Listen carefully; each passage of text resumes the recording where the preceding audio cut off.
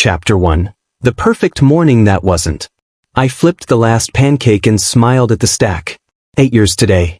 I even put a little heart made of blueberries on top, the way Sophia liked when we were dating. Happy anniversary, babe, I said, setting the plate in front of her. Sophia looked up from her phone, eyes bright, smile huge. Happy anniversary, Liam. She stood, walked around the table and kissed me hard, too hard, like she was trying to swallow something. Her hands grabbed the back of my neck. My stomach flipped, but not in the good way. I laughed nervously. Whoa, someone's excited. She sat back down, still smiling. Actually, we need to talk. My fork froze halfway to my mouth. Talk. She reached into her bag and slid a thick stack of papers across the marble. The word divorce screamed in bold at the top. I stared at it. Soph, what the hell? Sign it, Liam. It's fair. I'm being very generous. Generous? My voice cracked. It's our anniversary. I made you pancakes. She rolled her eyes. Please. You've been planning to leave me for months. Don't act surprised. I opened my mouth, closed it. I had been planning, but only in my head. I never said a word out loud. How do you even? Cayman Trust account 8847 to 221, password, Rachin 1965, she said calmly. $312 million as of yesterday. Oh, and the charity you were going to start? Really cute. The room spun. Those numbers lived only in my brain and on a USB stick hidden behind the water heater. Sophia, how? She leaned forward, voice sweet as poison. You remember that migraine treatment in Switzerland? The one that fixed my headaches? Yeah. It fixed more than that. She tapped her temple. For the last 6 months I've heard every single thought in your head. Every time you looked at me and thought, shallow. Every time you pictured that girl Chloe in Bangkok, riding you in that red dress you never told me about. My face burned. I never touched anyone. Those were just thoughts. I know. But they were loud, Liam. So loud. She laughed, cold and sharp. You were going to divorce me the second the charity paperwork went through. Take everything and leave me with nothing. So I beat you to it. I gripped the table. You can't just. I already did. Accounts are frozen. Shares transferred. Shares moved to a trust in my name. Even your precious company email password, Uncle Ray Best 123. Changed at 3:04 a.m. The front door opened. Footsteps. Ethan walked in holding a suitcase like he owned the place. My best friend since college. Hey man, he said, not even looking guilty. He dropped the suitcase and kissed Sophia right in front of me, slow and deep. I stood up so fast the chair fell. What the fuck is this? Sophia wiped her lipstick off Ethan's mouth with her thumb. New plan, old husband. Ethan and I are leaving for Maldives tonight. First class. Your miles, of course. You used my thoughts against me, I whispered. She shrugged. You should have thought quieter. Ethan smirked. Take care, buddy. They walked out together, laughing, the divorce papers sitting on the table like a death sentence. I stared at the pancakes getting cold, the little blueberry heart already bleeding purple across the plate. For the first time in 8 years, my mind was screaming. And no one could hear it but me. Chapter 2. The woman who heard everything. I can't move. My hand is still on the coffee mug, but the handle feels like ice. Sophia leans back in her chair, legs crossed, smiling like she just won the lottery. Bangkok, November 14th, she says softly. Room 2408 at the Grand Hyatt. You pictured Chloe on her knees, red dress on the floor, mouth open. You even felt guilty right after, remember? My stomach drops. How do you know that name? Because you screamed it in your head, Liam. Every night for a week. She taps her temple. Loud and clear. I shake my head fast. I never touched anyone. It was just thoughts. She laughs. Doesn't matter. I heard them all. Every dirty little fantasy. Every time you looked at a waitress and wondered. Every time you compared me to them. Stop. My voice cracks. Oh, and my personal favorite. She keeps going, voice sweet as poison. March 3rd, 2:17 a.m. You were awake next to me, planning how you'd leave me once the charity foundation was registered. You called me shallow. Gold digger. Said I'd never understand why the money mattered. Tears burn my eyes. I can't breathe right. Sophia, please. Please what? She stands up, walks around the table. Please pretend I didn't hear you hate me for 8 straight years? I never hated you, I whisper. I loved you. She bends down, face inches from mine. You loved the idea of me. The pretty wife who smiled for company dinners. But in here, she taps my forehead, you hated how much I spent. Hated my friends. Hated that I didn't care about your stupid orphanages. I grab her wrist. How long? 6 months. Ever since that migraine clinic in Zurich. They gave me a shot. Said it would fix the headaches forever. She pulls her hand free. Turns out it fixed a lot more than that. The front door opens. Footsteps. Ethan walks in holding a suitcase, my suitcase, and grins at me like we're still grabbing beers on Friday. Morning, buddy, he says. Rough day, huh? I stare at him. You knew. He shrugs, drops the suitcase, walks straight to Sophia. She told me everything she heard. Every time you lied about working late. Every time you thought about running away with the money. He kisses Sophia on the mouth, long and slow, right in front of me. Thanks for the 300 million, man. We'll take good care of it. Sophia wipes her lipstick off his lip with her thumb. The accounts are already moved. Passwords changed. Signatures forged. You really should have used longer passphrase, honey. My voice comes out small. We were supposed to celebrate 8 years today. Ethan laughs. We are celebrating. Just not with you. Sophia's moving in with me tonight. You can keep the dog if you want. He bites me anyway. Sophia picks up the divorce papers, slides them closer. Sign Liam. Make it easy. I look at her, really look. The woman I woke up thinking I'd spend my life with. You used me, I say. No, she answers, voice ice cold. I listened. There's a difference. Ethan slings an arm around her shoulders. Come on, but let's go house hunting in Maldives time. Sophia looks back once. Don't call. Don't text. Don't even think about me. I'll still hear it. They walk out together. The door clicks shut. I sit there until the coffee goes cold, tears dripping onto the unsigned papers, and for the first time in 8 years my own thoughts feel like they don't belong to me anymore. Chapter 3. Empty house, empty me. The front door slammed so hard the windows shook. I stood in the hallway holding Max's leash while Sophia scratched his ears one last time. Come on, baby, she cooed to the dog, not to me. You're coming with Mommy and Uncle Ethan now. Max wagged his tail and followed her without looking back. The door shut again, softer this time. Then silence. I slid down the wall until I hit the cold marble floor. My phone buzzed in my pocket. Bank alert. Account ending in 8821, $0. Another buzz. Account ending in 4473, $0. Another. I stopped counting at 12. I dialed the one number I still remembered by heart. Liam. Uncle Ray's voice was gravel and smoke, same as always. They took everything, I whispered. My throat felt shredded. Sophia, she knew every account. Every password. Even the dog's gone. Silence on the line. Then, you crying, boy? Yeah. Good. Means you're still alive. Listen close. You remember the safe behind the painting in the study? The one with Mom's old jewelry? That's the decoy. There's a second safe. Inside the first one. False back panel. You'll need my birthday backward. I was already crawling across the floor. Why didn't you ever tell me? Because I wanted you to have a normal life. Looks like normal's over. He chuckled, but it wasn't funny. Open it. I yanked the painting off the wall. The safe door was already hanging open. Sophia had been here first. My stomach dropped. Uncle Ray, it's empty. Feel the back wall, kid. I shoved my hand inside. My fingers hit metal. A small click. The false panel popped forward. Inside, one black USB stick and a folded note in Uncle Ray's handwriting. I unfolded it with shaking hands. Real money is in the Cayman Trust. She never saw this one.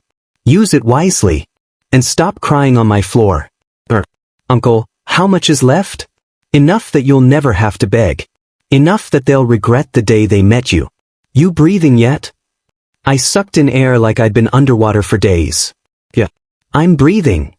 Then get off the damn floor. Game's not over. I laughed, or maybe sobbed, I couldn't tell anymore. I love you, old man. Love you too, kid. Now go make them bleed money and tears. Preferably both. He hung up. I sat there on the empty floor, holding the USB like it was oxygen. For the first time since breakfast, my heart beat steady. They thought they buried me. They just gave me a shovel. Chapter 4. Meeting Mia, the only person who believes me. I push open the glass door with my shoulder because my hands won't stop shaking. The office smells like coffee and old paper. A woman behind the desk looks up. You're Liam Chin? She asks. Yeah. My voice cracks. Mia Lin. That's me. So, you look like you're about to pass out. I drop into the chair. It squeaks. I need help, I start. My wife, she read my mind and took everything. Mia doesn't blink. Keep talking. I'm serious. She knew every account, every password, every thought I never said out loud. She said she got some treatment in Switzerland 6 months ago and suddenly she could hear me thinking. Still no laugh. She just leans forward. Which clinic in Switzerland? I don't know the name. She went with Ethan, my best friend. They came back and... Was it the Neurowave Institute in Zurich? My mouth goes dry. How did you? My older sister went there 2 years ago. Mia's voice is flat, like she's reading a grocery list. Paid $200,000 for migraine relief. 3 weeks later she could hear thoughts. 6 weeks later she couldn't turn it off. 8 weeks later she walked into traffic because the voices wouldn't stop screaming. I stare at her. She died. Suicide. They called it an accident. Mia taps a pen against the desk. So when you say your wife read your mind, I believe you. Keep going. I let it all out. The anniversary breakfast. The divorce papers. The way Sophia smiled while she listed my darkest secrets. The 300 million gone overnight. Ethan kissing her in my kitchen. When I finish, the room is quiet except for the ticking wall clock. Mia finally speaks. I'll take your case. You will. For free. Why? Because I want that clinic burned to the ground. And I want your wife on the stand admitting what she did. She slides a contract across the desk. Sign here. We're going to make them pay. I pick up the pen. My hand still shakes, but slower now. There's one problem, I say. She's already moved the money. Offshore. I don't even know where half of it is anymore. Mia smiles for the first time. It's small and sharp. Good thing I speak offshore. Cayman, BVI, Liechtenstein. I know every shell company trick in the book. She learned to read minds. I learned to read paper trails. I laugh. It hurts my throat. I can't remember the last time I laughed. What do we do first? I ask. First, you stop looking like a kicked dog. Second, we freeze whatever's left before she spends it on champagne and new boyfriends. Third, she pulls out a thick folder stamped Neurowave, confidential. We make the world listen to dead people. I stare at the folder. Your sister? Every email, every recording, every desperate call before she died. I've been waiting for someone like you. I sign the contract. The pen feels heavier than the divorce papers. Thank you, I whisper. Don't thank me yet, Mia says, standing up. Thank me when Sophia's crying on national television. For the first time in a week, something warm flickers in my chest. It has a name now. Chapter 5. Chloe was never a mistress. My phone wouldn't stop buzzing. Every notification was another knife. Liam Chen spent 8 figures on Bangkok bar girls. Wife left him after he blew 300M on prostitutes. Meet Chloe, the mistress who broke a marriage. I sat on the kitchen floor, scrolling, hating myself for reading the comments. Then a new message popped up from an unknown number. Unknown, Liam Chen Wei? This is Chloe Zhao. Your cousin. Unknown. Tell your soon-to-be ex-wife to take my name out of her lying mouth. My heart actually jumped. I hadn't spoken to Chloe since we were teenagers. Me, Chloe? Is this real? Chloe, video call. 30 seconds later her face filled the screen. Same sharp eyes, same dimple I remembered from when we were kids. Liam, what the hell? She snapped the second I accepted. I wake up to 10,000 tags calling me a homewrecker. Me. I'm gay, you idiot. I laughed. I actually laughed for the first time in weeks. I know. I never touched anyone. She pulled your name out of my head from one stupid drunk thought 10 years ago. Your wife is sick, Chloe said. And I'm on the next flight. You don't have to. Shut up. Family shows up. See you tomorrow. She hung up before I could argue. The next afternoon the doorbell rang. I opened it and Chloe basically attacked me with a hug. God, you look like crap, she said, pulling back. When did you last eat? Yesterday. Maybe. She dragged me outside. Paparazzi were already camped across the street. Perfect, she muttered. Then she raised her voice. Everyone, cameras up. Smile, cousin. Flashbulbs exploded. Chloe grabbed my hand, held it high, and shouted, "This is Liam Chen, my blood cousin. Same grandma, same DNA. I've been in London for 10 years, living with my girlfriend. So unless your wife thinks I flew in every weekend to sleep with my own cousin, maybe stop printing lies." Someone yelled, "Then why did she name you?" Chloe laughed, cold and loud. Ask Sophia why she's obsessed with a girl my cousin saw dancing one night in 2015 and never even spoke to. Maybe because the truth isn't juicy enough for her victim story. Another reporter, "Are you suing for defamation?" Chloe looked straight into the lenses. "I already did. This morning. And I'm donating every cent I win to trafficking shelters, the exact opposite of what Sophia claims my cousin did." She turned to me, still holding my hand. "You okay?" I swallowed hard. "Getting there." "Good," she said. "Because the internet is turning." 10 minutes ago #Chloe's family was trending. Sophia just lost the only thing she had left, people believing her. I looked at the crowd. Phones were out, live streaming everything. For the first time, some of them looked unsure. Chloe squeezed my fingers. "Come on. Let's go eat. You're buying, rich boy." I managed a real smile. "Deal." As we walked away, I heard someone in the crowd say, "Wait, they do look alike." The tide was shifting. And it felt good. Chapter 6. Watching her perfect life crack. I sit in the dark of my new apartment, phone in one hand, whiskey in the other, scrolling through Sophia's Instagram Live. The camera pans across a yacht lit up like Christmas. She's wearing the diamond necklace I never bought her. "Everyone, say hi to my new love, Victor." Sophia giggles, pulling a tall guy in a white suit into frame. Victor Tan. Net worth $3 billion. He kisses her like he owns her. Comments explode. Queen, goals, he treats her like a princess. I almost laugh. Princess who robbed her husband blind. My burner account types, cute. Ask her why she keeps staring at Ethan when Victor kisses her. I hit send, take a sip, and wait. 3 nights later I'm in the back of a club I used to own part of. Victor's birthday party. I wear a cap low and keep to the shadows. Sophia is on Victor's lap at the VIP table. Ethan stands 2 feet away pouring champagne, smiling like a good third wheel. Victor's hand slides up her thigh. Sophia flinches, just a tiny bit, but I see it. Victor's smile freezes. What the fuck? He shoves her off his lap so hard she almost falls. Sophia scrambles up. "Baby, what's wrong? You just thought about Ethan's dick while my hand was on you." Victor roars. The music is loud, but half the table hears. Phones come out. Sophia goes white. "I did not. I heard you." Victor's face is purple. Clear as day. Ethan fucks better anyway. Ethan drops the champagne bottle. It smashes. She said what? Sophia spins to Ethan. "Tell him I didn't think that." But Ethan is staring at her like he sees a ghost. "You just thought, once Victor puts a ring on it, I'm dropping Ethan like trash." I heard it too. Sophia's mouth opens and closes. No sound. Victor laughs, cold and sharp. So both of us hear your thoughts now? That cute little Swiss treatment working overtime? Sophia grabs his sleeve. Victor, please, it's not. He yanks away. Don't touch me. I don't want whatever nasty shit is in your head leaking into mine.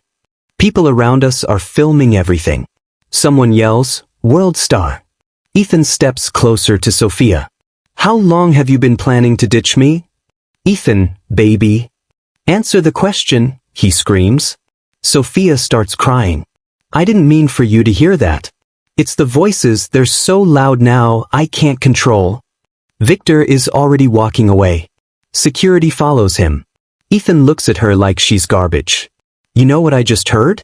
You thinking the 300 million would have lasted longer if I wasn't so greedy. Bitch. He spits at her feet and leaves too. Sophia stands alone in the middle of the VIP section, mascara running, dress soaked in champagne, while strangers record every second. I finish my drink, drop 100 on the bar, and walk out before she sees me. The next morning the video is everywhere. Headline: Billionaire Victor Tan dumps gold digger mid-party after hearing her thoughts. I open a new burner account and send the clip to 3 gossip sites with the caption, Karma's receipt just came due. Then I turn off my phone, lean back, and smile for the first time in months. It's not my hand breaking her life. It's hers. And I'm just enjoying the show. Chapter 7. The night she came begging. The doorbell rings at 2:13 a.m. I know it's her before I even check the peephole. Only one person would dare come here now. I open the door. Sophia stands in the rain, hair plastered to her face, mascara running black rivers down her cheeks. She's shaking so hard her teeth chatter. Liam, she whispers, voice cracking. Please. I don't move. What do you want? Can I come in? Just for a minute. I'm freezing. I step aside. She stumbles past me, dripping on the floor, clutching her arms like she's holding herself together. She looks around the empty living room. You sold the couch. You took the money that paid for it, I say. She flinches. I'm sorry. I'm so sorry. I didn't know it would. Stop. I close the door. Say what you came to say. Sophia's knees buckle. She drops to the floor right there in the hallway, hugging herself. The voices won't stop, she sobs. Everyone's thoughts. All the time. Victor, he heard me thinking about your money while I was proposing to him. I didn't mean to. It just popped in my head and he heard it and he screamed at me, called me a gold-digging whore in front of everyone at the restaurant. I say nothing. Ethan took the last 3 million and disappeared. She keeps going, words tumbling out. I can't sleep. I can't eat. Yesterday I was in the grocery store and I heard the cashier was thinking about killing himself and I started screaming in the middle of the aisle. Her whole body shakes harder. Make it stop, Liam. Please. You're the only one who knows what this feels like. I'll sign anything. I'll give it all back. Every cent. Just help me. I look down at her. The woman I loved for 8 years is on my floor, broken and begging. And I feel nothing. You want help? I ask quietly. Yes, she cries. Please God, yes. I crouch so we're eye level. Remember the morning you sat at our kitchen table and listed every dirty thought I ever had? Remember how you laughed when you told me you were leaving with Ethan? She tries to speak. I keep going. You said, thank you for the 300 million, darling. You kissed him in front of me. You took my dog. Tears stream down her face. I was wrong. I was so wrong. I'm paying for it now. Yeah, I say. You are. I stand up. Get up, Sophia. She struggles to her feet, clinging to the wall. There's a clinic in Seoul, I tell her. They're doing trials to shut the telepathy off. It's risky. Might leave you brain dead. Might not work at all. But it's the only thing left. Her eyes light up with desperate hope. Will you come with me? Will you pay? No. The hope dies. I'm not giving you another dollar, I say. I'm not holding your hand. You want it inside my head? Congratulations. Now you get to live with everyone else's forever. She starts sobbing again, louder. You can't do this. I'm your wife. Ex-wife. Papers were signed 4 months ago. Remember? I'm begging you, Liam. You begged me to stay that morning too, I say. I begged you. You laughed. I open the front door. Rain pours harder now. Go. She stares at me, chest heaving. You really hate me that much? I think about it. No, I say. Hate takes energy. I don't have any left for you. She steps toward the door, then turns back one last time. I loved you, she whispers. No, I answer. You loved what you thought you could take from me. I shut the door. I lean against it and listen to her cry on the other side until the rain and the wind swallow the sound. Then I lock the deadbolt, turn off the porch light, and go back to bed. For the first time in months, I sleep through the night. Chapter 8. The trial everyone watched. I sit in the front row of the courtroom, hands flat on my thighs so nobody sees them shake. Mia squeezes my wrist once. Relax, she whispers. Today she speaks for herself. The judge, jury, and the whole internet. The doors open. 2 guards bring Sophia in. She's thin now, eyes red, hair pulled back like she hasn't brushed it in days. When she sees me, her mouth opens, but no sound comes out. I just look back. No smile. No hate. Nothing. The prosecutor calls her first. State your name for the record. Her voice cracks. Sophia. Sophia Wu. Do you swear to tell the truth, the whole truth, and nothing but the truth? She glances at me again. But I can't lie anymore. Everyone's thoughts are too loud. A ripple goes through the room. Cameras zoom in. The prosecutor doesn't waste time. Ms. Wu, did you receive an experimental treatment at the Newman Clinic in Zurich last year? Yes, she says louder than she meant. They said it would fix my migraines. What exactly did they give you? They called it Compound N47. They said it would let me hear better. She laughs, sharp and broken. They didn't say it would never stop. Objection. The clinic's lawyer stands. Speculation. Overruled, the judge snaps. Let her finish. Sophia grips the rail. At first it was just Liam. I heard everything. Every account number. Every time he thought I was shallow. Every fantasy about girls in bars he never touched. I thought I won the lottery. She looked straight at me. I thought I was smarter than you. My throat burns, but I stay quiet. Then I heard Ethan thinking he only wanted the money. Then Victor thinking I was pathetic. Then the waiter thinking I was rude. Then the whole restaurant. Hundreds of voices. Thousands. Tears roll down her face. I can hear all of you right now. The judge wants lunch. The bailiff thinks I'm crazy. That reporter in the back row is live tweeting that I look like a ghost. The courtroom goes dead silent. The prosecutor holds up a document. This is the consent form you signed. It says possible side effect, permanent telepathic sensitivity. Did you read it? I thought they were joking, she whispers. Who believes that? Mia stands. Your Honor, may I? The judge nods. Mia walks to Sophia, calm as ice. Did you use the information you stole from my client's thoughts to drain $300 million? Yes, Sophia says instantly. Then louder, this. I did it. I took everything because he was going to leave me anyway. Gasps everywhere. Phones start flashing. Mia doesn't blink. And now? Now I can't turn it off. Sophia screams. Make it stop. Please, Liam, tell them to make it stop. I finally speak, voice steady. You want it inside my head. Now the whole world is inside yours. That's the deal you made. She sobs so hard the guards have to hold her up. The clinic's lawyer tries to object again, but the judge bangs the gavel. Enough. I've heard plenty. 2 hours later the verdict comes fast. Defendant Newman Clinic is ordered to pay $50 million in damages, effective immediately. Reporters shout questions as we walk out. Mia shields me with her body. Outside, the sun hits my face for the first time in months. Real warmth. A reporter shoves a mic at me. Mr. Chen, what will you do with the money? I look right into the camera. Every dollar goes to the other patients the clinic destroyed. Their names are on the new foundation website already. Mine isn't. Another reporter yells, "Any message for your ex-wife?" I think about it. Then I say, loud enough for the whole crowd, "I hope one day the voices get quieter, Sophia. I really do." I walk down the steps. Mia falls in beside me. "You okay?" she asks. I breathe in the city air, noisy, messy, alive. For the first time in a year, I say, "My thoughts are my own again." And I keep walking, sun on my face, finally free. Chapter 9. 1 year later, the man I became. I push open the glass door of the new children's wing and the noise hits me first. Kids laughing, sneakers squeaking, someone yelling, "Mr. Liam, watch this," in Mandarin.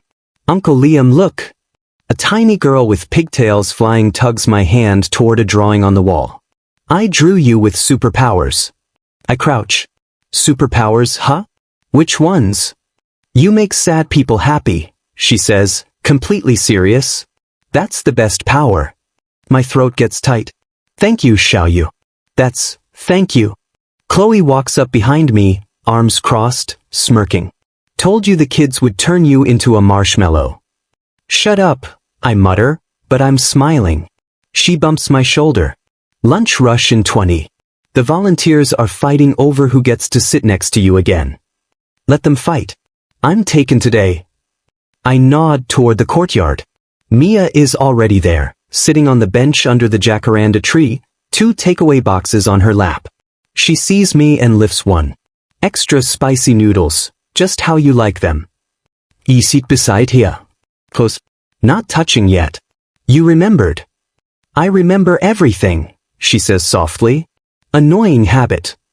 We eat in comfortable silence for a minute. Then she asks, "You went to the hospital again this morning, didn't you?" "Yeah." "How was she?" "Same as last month." Staring at the koi pond.